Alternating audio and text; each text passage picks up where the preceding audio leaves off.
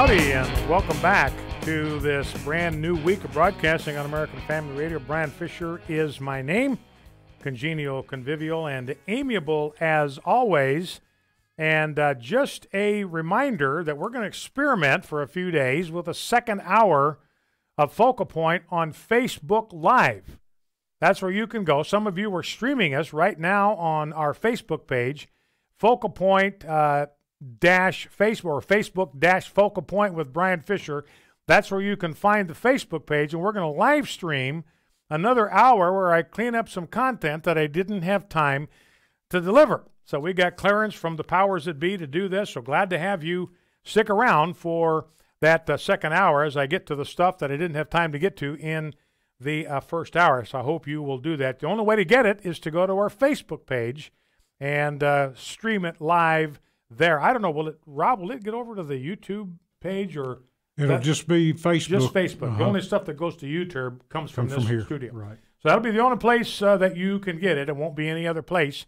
But we'd love to have you on board. You can leave comments as the program develops. And by the way, it's going to be stripped down.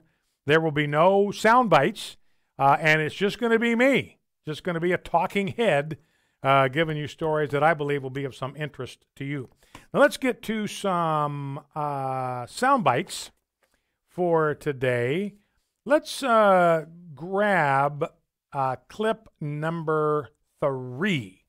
Now, again, one of the things I mentioned is that a lot of the Democrats are out there talking about a blue wave, but you listen to them and, you hardly see even the mainstream media outlets, hardly any of them are talking about a blue wave anymore. And if they are, you get the impression that they've got their fingers crossed behind their backs. All of this confidence in this tsunami of blue, that is just kind of dwindling virtually to nothing. You hear echoes of it every once in a while, but not with any real confidence. Now here is George Stephanopoulos, our friend Steffi, talking with Nate Silver. Now, Nate Silver heads up a website called 538.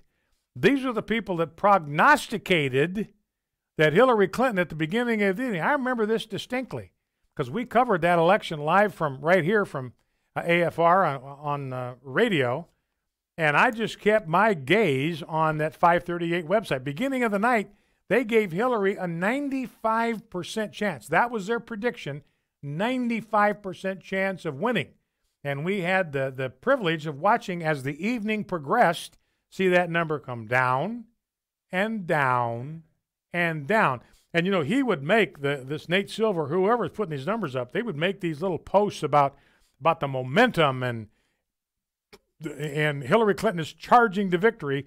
And then as the evening progressed, his posts got shorter and shorter till they finally just dribbled off to nothing. And it was nothing but these numbers. And, of course, Hillary eventually lost. So this is Nate Silver. This is the guy that was so confident that Hillary was going to run the table back in 2016. So here he is talking with George Stephanopoulos about what's going to happen on November 6th. So there it comes down to 85% chance that Democrats win control. That sounds a lot bigger than it is, right? Yeah, look, I mean, if you were running a business and I told you there's a 15% chance or a 20% chance that your key supplier won't make its delivery, you would treat that as a very tangible, real-world risk, and you would do things to hedge against it. The thing about the House is that you cannot circle 23 districts where you say, oh, I know for sure Democrats will win these. Maybe 10, 12, 15 look very likely. However, you have a field of maybe 80, 90, 100 potential pickups. Mathematically, probably the dice come up good enough for Democrats in enough of those districts, but there are not a lot of guarantees, and the House is very much fought at a district-by-district level. All right, so you look at that. It's 85%. He's given the Democrats 85% chance of taking the House, and Steffi is not so sure about that. He says, you're giving the Democrats an 85% chance to win control. That sounds a lot bigger than it is. I mean, how do you get bigger than 85%? So even Steffi is not convinced this is the way it's going to go.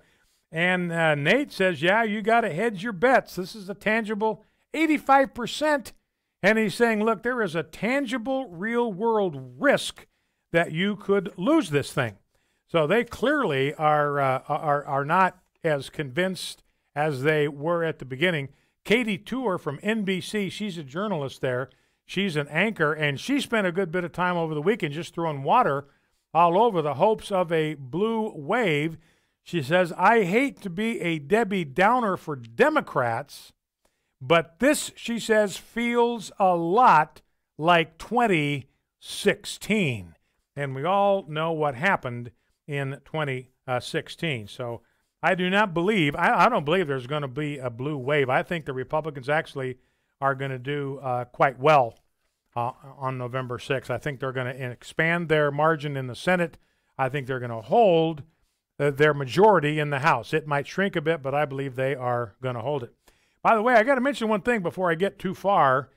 Debbie and I get our hair cut at the same place, and when I was in there last week getting my hair cut, there was a young guy in there with his mom. And I got to chatting with him, real friendly kid, just a great kid, real outgoing and friendly. His name was Caleb. And so Caleb and I got to talking, and I asked him what he wanted to do when he grows up. He says, I want to be a farmer. He says, that's all I've ever wanted to do. And his father is a farmer. And he lives on the farm, and he works with his dad on the farm. And he said to me, my only complaint is that my dad doesn't pay me. So I want you, on your radio program, I want you to appeal to my father, Kerry, to start paying me. So I just did that. Kerry, if you're listening, I just carried Caleb's water for him. But I told Caleb, hey, look, Bible says it's good for a man to bear the yoke when he is young. This is good for you. It's going to make a man out of you and all that kind of stuff. So, Kerry, I sort of stuck up for you as best I could. But Caleb might even be listening now, and he might even be recording this and playing it back for you at dinner. I will not be held accountable for what he does with this. But the message, Caleb, your message has been delivered. Now, let's go back to clip number 1 as we head toward the election. This is, Donald Trump has managed to make this all about Donald Trump. Have you noticed that? This is Donald Trump. Every night, it's his speeches at these rallies that everybody is covering. Now, here is a brief excerpt from one of his rallies over the weekend. Let's listen. The choice could not be more clear. Democrats produce mobs. Republicans produce jobs. Well, they're loving that, and that's exactly the truth. I mean, the economy is doing better than it has done in decades. Hispanic unemployment is at all-time lows. Black unemployment is lower than it's been since 1969. Wages are up. Consumer confidence is up. Small business owner confidence is up. Manufacturing confidence is up. Everywhere you look, there's confidence and optimism in the economy. Now let's grab clip number 5. This is Jim Acosta. He's from CNN. Now the audio here is not very good because this is audio taken of Jim Acosta while he's covering a Donald Trump rally. But listen as best you can. I'll tell you what he said in this. But remember, this is in Montana, and Donald Trump had talked about this Greg Gianforte who had body slammed a reporter. Now, Trump thought that a candidate for Congress who could body slam somebody, that's a pretty good guy to have in your corner. So he is celebrating the strength and the prowess of Greg Gianforte. And, of course, the Democrats were just absolutely apoplectic over this thing. And that includes Jim Acosta. Let's listen to clip 5. And, Don, also we should point out the president time and again was going after Democrats, accusing them of being a part of a mob, of being part of an angry mob. I have to tell you, Don, when the president made that joke about Greg Gianforte assaulting Ben Jacobs, I looked over to the crowd. There was one gentleman, a Trump supporter in the crowd, who was doing pro wrestling moves, doing body slam type gestures in the crowd. So the crowd was obviously eating this stuff up, and people wonder whether or not there's a cause and effect, whether or not the president's rhetoric, plants seeds of violence in his own supporters, in his own crowds. All right, you can't always get what you want. I got a feeling that is going to be the theme song of the Democratic Party in November. Again, it's too soon to make any rock-solid predictions. I just got a good feeling going forward. But you ask this question, this violence that he's talking about, what is he talking about? Where is this violence from the right? It's not there. You can see violence from Antifa. They're beating up cops. You got professors beating up pro-Trump students with a bike chain. Remember, we had protesters running Sarah Sanders and her family right out of a restaurant. You had protesters running Ted Cruz and his wife Heidi out of a restaurant. We had protesters over the week interrupting Mitch McConnell while he's trying to have a quiet meal with his wife pounding on the table, telling him to get out of the country. You know, who are the ones that are ripping up yard signs and screaming in candidates' faces? It's not conservatives. It's liberals that are doing this, screeching. Who had to be dragged out of the Kavanaugh hearing? Who had to be dragged out of the Kavanaugh hearing? Well, that was liberals and Democrats. Who were scratching at the doors of the Supreme Court to try it again? And that was liberals. Now, I want you to listen to clip, why don't we listen to clip number 7? Can we jump to that one? This is a guy, Ted Cruz guy, who's ripping up Ted Cruz yard signs. He's going in his neighborhood, going from house to house. Anybody that's got a Ted Cruz yard sign, he's taking it out of the ground and he's ripping it to shreds, and he interacts with the guy that is filming him. I hate Ted Cruz! I hate Ted Cruz!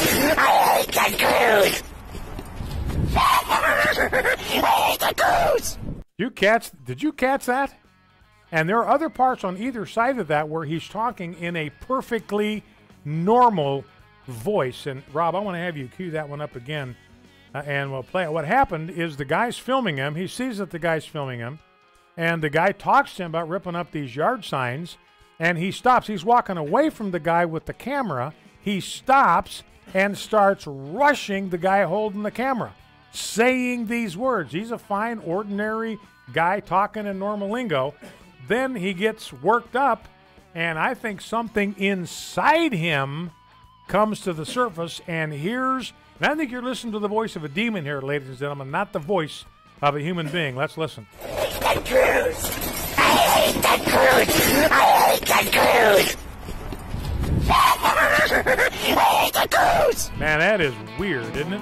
And I think it's weird because I think that was the voice of Satan himself. We'll be right back. Women and men alike find themselves in despair after an abortion. Every woman who had an abortion was for a short time a mother, every man a father. But afterwards, they're all people in pain, anger, sadness, relationship problems. These often accompany an abortion. But there is hope. Call 866-482-LIFE. Your call is confidential, and you'll be talking with someone who has already been where you are and found the way out. 866-482-LIFE. Culture is a product of us being placed in a particular location, and it is God's desire that his light bearers would culture or cultivate a particular area. Join Abraham Hamilton III as he presents the biblical case for cultural engagement. It's a powerful video resource from the American Family Association's Cultural Institute series. You and I create the culture of our country. Visit afastore.net. What if I told you that you could clean your family's laundry and help reach the next generation at the same time? That opportunity is here through a company called Redeem Clean. Every time you use Redeem Clean products, you help support the ministry of the American Family Association.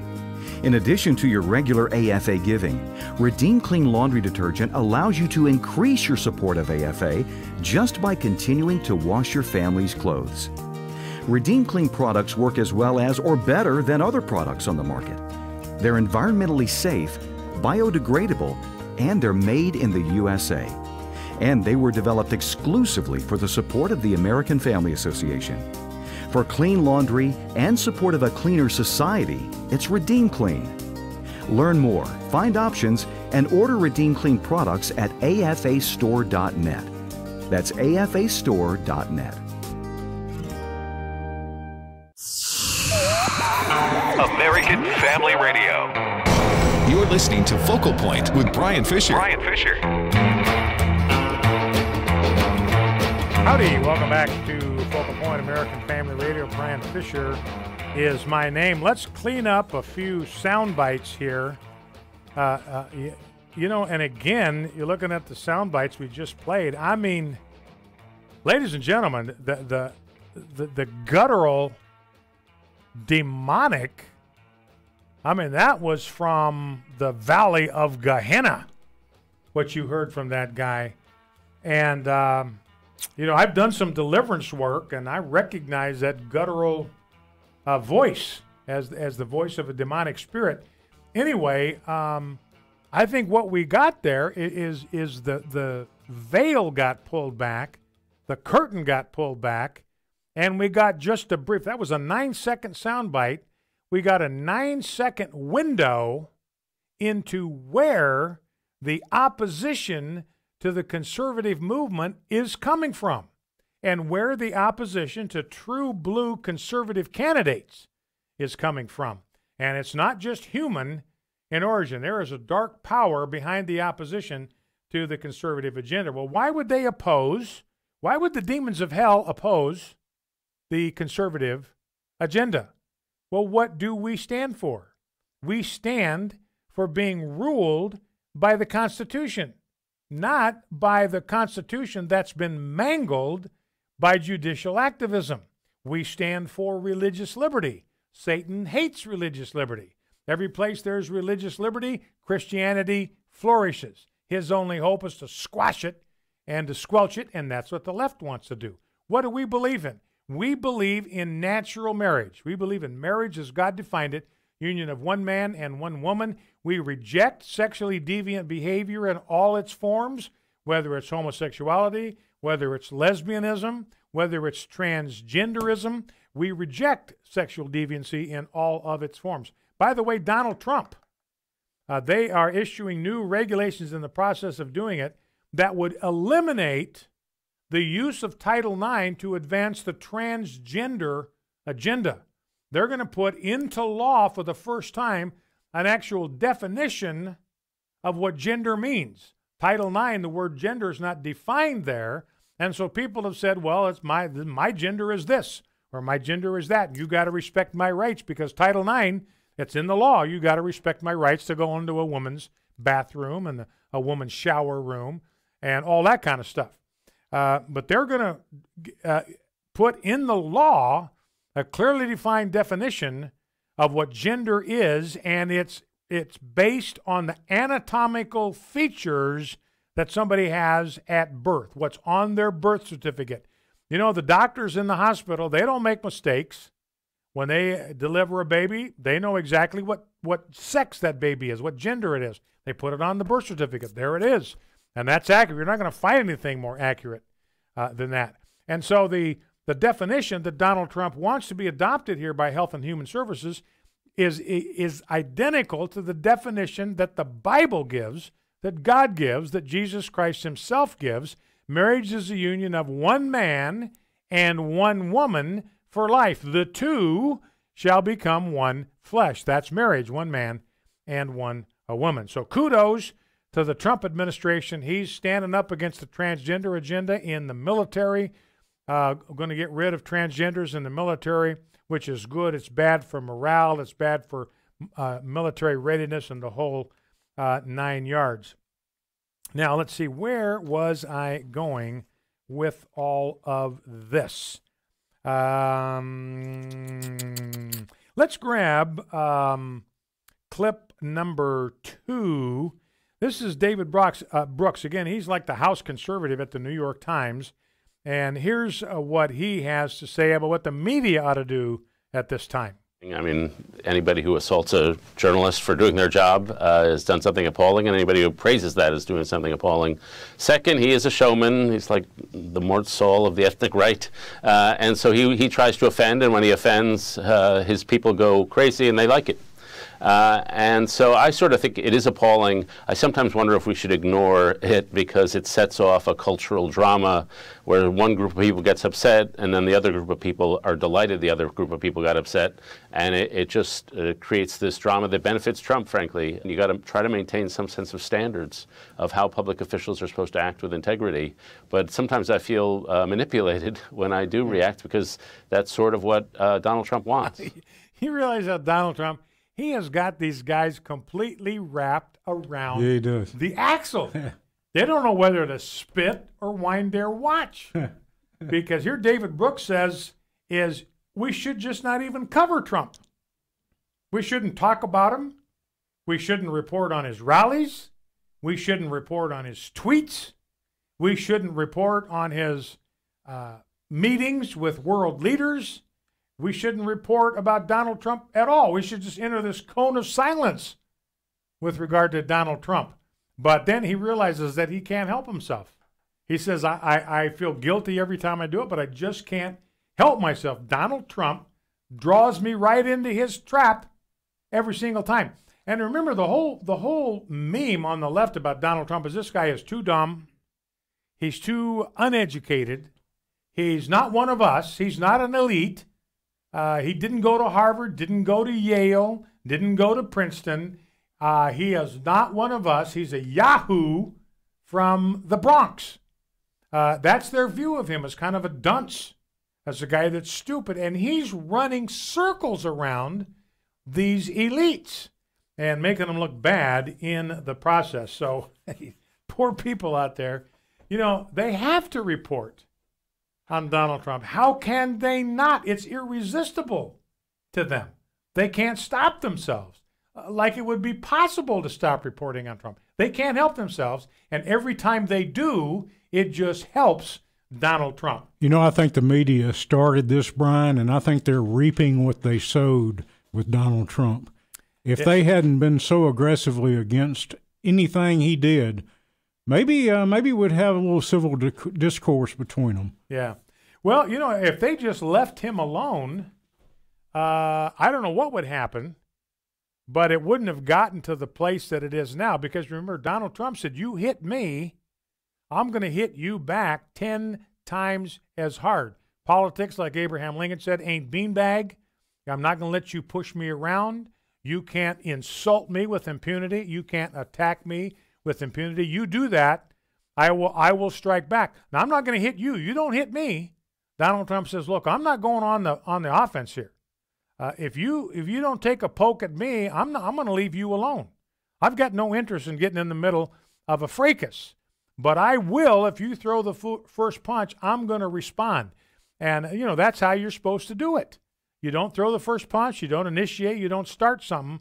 You know, I remember a good friend of mine was the, what do you call the guy, the warden at the Idaho State Penitentiary for a time back in the 70s. And there was a great story going around about him. I talked about it at his funeral, had an opportunity to speak for a few minutes. And when he was the warden at the Idaho State Penitentiary, there was a riot that was getting about ready to start by the prisoners, by the inmates. And so my friend got a bullhorn, and he got up on the steps of the prison there, and he said to the prisoners, look, I just want you to know something. If you start a riot, I am going to finish it. And that's basically Donald Trump's attitude. You start something, I am going to hit back twice as hard. Leave me alone, I'm not going to punch you, whether you're Republican or Democrat. Anybody ever heard Donald Trump going after Lamar Alexander? You know, because Lamar Alexander doesn't punch anybody in any way, shape, or form. So Donald Trump says, that guy represents no threat to me. I'm just going to leave him alone. All right, let's go down to, we got to play clip 6, and then we'll come back to clip 4. Here's Ben Sasse talking about these screaming ladies that we saw in the wake of the Kavanaugh hearings. And these women showed up and they decided to counter-protest. That happens when you're in politics, as you well know. But every time I would hand the water to any woman who was between 15 and 35, these women would shriek at the top of their lungs, it's poison, he wants to kill you, don't drink it. So if we differ on a political issue, they're going to troll my kids and say that I'm a wannabe killer trying to kill these women. Like, that's not a healthy place. And what he was talking about is he and his wife and daughters served at a marathon, and they gave out water at mile 4. And every time there was a woman between 15 and 35 saw who it was handing water, they would stop and scream in his face. All right, here is the last clip. Let's hit it. This is clip number 4. This is at Texas A&M. The interviewer asking students if they like Beto O'Rourke or Ted Cruz, and they all like Beto. Is there anything you can point to as things and be like, yeah, he's accomplished this? I think he's accomplished, like, honestly getting his name out there. For not doing much, it sounds like he's really... But it's just being popular an accomplishment, though, like career accomplishments. I honestly couldn't point to anything. I'm just trying to, I'm not as educated as I would like to be. Any accomplishments of Beto O'Rourke you can point to? No, I haven't. I haven't heard anything. What are accomplishments of Beto's that you would point to? I mean, he's been working really hard with everything that he's been doing around Texas. Maybe he doesn't really have the platform to make a huge difference right now. Those same people that are probably saying that Beto has no experience probably go to a job and they don't get hired and complain about the same thing. Oh, I don't have any experience, but who gives me that experience? Mm-hmm. It's the same concept, man. Like, he may not have any experience, but there's probably the experience he needs to push this stuff forward, Okay, there's a difference between like an entry-level job and the United States Senate, though, right? Okay, I see what you're saying, but you can be as informed about a position without actually doing it. I don't know about personal in-office accomplishments, but I think he has experience and vision needed to do a good job. Beto, I think, resonates with young people because we are more aware. All these millennials say we're Beto fans because we are more aware. You people watching this, you are old fogies, you're old fuddy-duddies, you're out of touch. We are the ones that are more aware. That's it for today. Bow low before God, stand tall before man, stand in the gap. Never forget, we are fighting a winnable war. Stay tuned to Facebook Live right here for hour number 2. The views and opinions expressed in this broadcast may not necessarily reflect those of the American Family Association or American Family Radio. Faith, family, freedom. American Family Radio.